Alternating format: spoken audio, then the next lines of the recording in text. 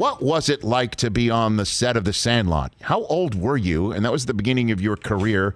And, man, I've got so many questions. Did you have any idea what that could possibly be in terms of all-time sports movies? No.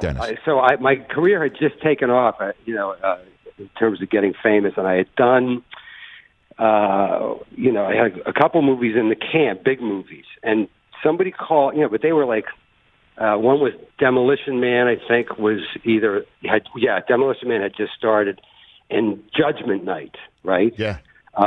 They hadn't come out yet, right? And they were big budget movies, and action movies. So somebody called me, I can't remember who, and said, "Hey, there's this little baseball movie, right? Blah blah blah."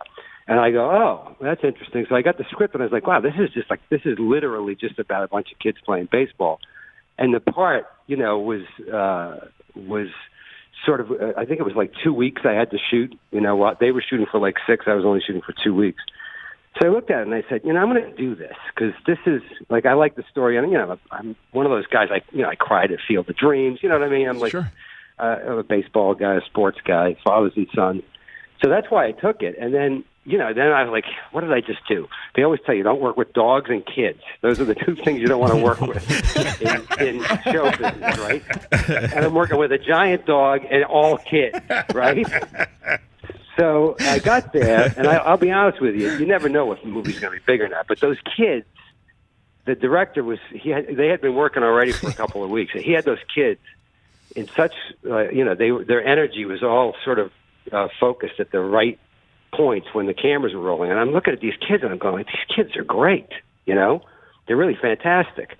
So the funny part was in between takes, they were all little kids, but some of them were actually older already, mentally as well as physically. Mm-hmm.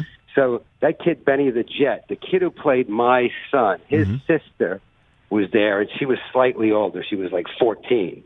And Benny the Jet, every time we took a break in, like a lighting break or a setup, so it's like 15, 20 minutes, and it was time to start shooting again, they'd go, somebody go get Benny the Jet, and he'd be off flirting with my son's sister. So I was like, well, this kid's the one who's on the ball. But anyway, it was, you could tell the kids were good, so you never know if a movie's going to have staying power. But those kids they were funny, they were energetic on camera. They were great. And I shot for 2 weeks and crossed my fingers. And now, literally, how many years later, it's crazy.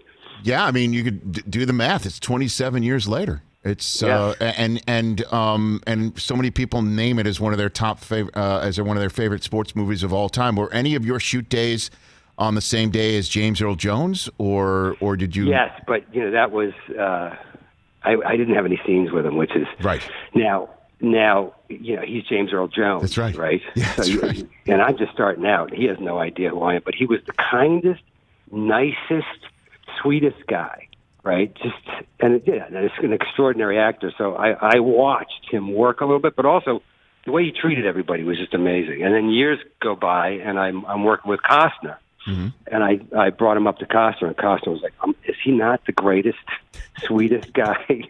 I mean, and that voice is as soon as he starts talking to you in real life, you're just like, "Oh my God, he's talking to God." You know what I mean? It's like when I think of the voice of God, I think of James Earl Jones. Of course, Hey, you watched all the way to the end. Thanks for that. Watch more right here.